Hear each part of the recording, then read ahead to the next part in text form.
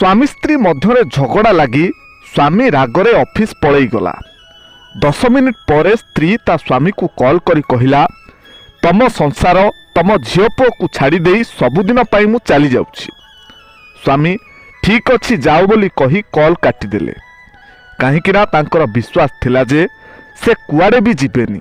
2 प्रहर रे lunch break रे स्वामी जेतेबेले ऑफिस रु घर को फेरिले देखिले जे तांको स्त्री कुआडे भी जाई नाहंती, घरे ही अछंती आउ रोसई करी टेबुल रे सजेई रखिछंती। आउ एटा हेउची स्वामी स्त्री भितरे थिबा भल पाइबा। यहाँ पर 2 जण अलगा रूम रे जाई सोई गले। केही काहा सह कथा हेलेनी कि केही काहाकू खाइबा पाई भी डाकिलेनी कि निजे भी खाइलेनी। आउ एटा हेउची स्वामी स्त्री भितरे थिबा अभिमान। संध्या बेले स्त्री पिला मानकू ट्यूशन नहीं गला। एटा हेउची स्त्रीर दायित्व। एपटे बिचरा स्वामी को प्रबल भोक लगी जाई थाए। तापरे डाइनिंग रूम को जाई देखिला जे टेबुल उपरे 2टा प्लेट अच्छी आउ 2 ग्लास जल अच्छी आउ खाइबा भी सेई साइड रे अच्छी, किंतु सेतेबेले से खाइलेनी। भाविले स्त्री आसिले एका सांगरे खाइबा आउ एहाकू ही कुहंती अपेक्षा।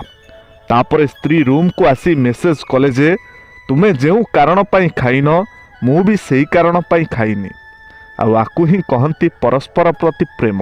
केवल प्रेम भल पाइबा देई संसार चलेनी। संसार चलेबा पई हेले दरकार विश्वास, अभिमान, दायित्वबोध और अपेक्षा। कौन सांग माने ठीक तो? कमेंट रे आपणकर उत्तर लिखिबा पई अनुरोध। जदि यह वीडियोटी आपनकु भल लगी थाए ताहले निश्चय गोटिए शेयर करिवे। सांग माने चित्ता हेउछि जीवनर शेष सत्य, चिंता हेउछि जीवनर प्रथम सत्य। थरे चिंता हसिकी चित्ता को कहिला, तू केवल मूर्त लोकंकु जाली देउ, किंतु मु जीवित लोककु पाउंसरे परिणत करि दिए। तू केवल थरे जलाई देउ, किंतु मु प्रतिदिन प्रति मुहूर्तरे जलाई थाए। तू मृत्युर कहानी, किंतु मु जीवनर विष। चिता मृत्युर कहानी कही थाए, किंतु चिंता जीवन को नरकरे परिणत करि देई थाए। तेणु सांग माने जेते पारिबे चिंता को जीवन रु दूरेई देबे। देखिबे आपणक जीवन केमिति सरल आउ सुंदर होई जीवो। कौन सांग माने ठीक तो? कमेंट रे आपणक उत्तर लिखिबा पई अनुरोध। आ जदि वीडियोटी आपणकु भल लागि थाए ताहले निश्चय गोटिए शेयर करिवे।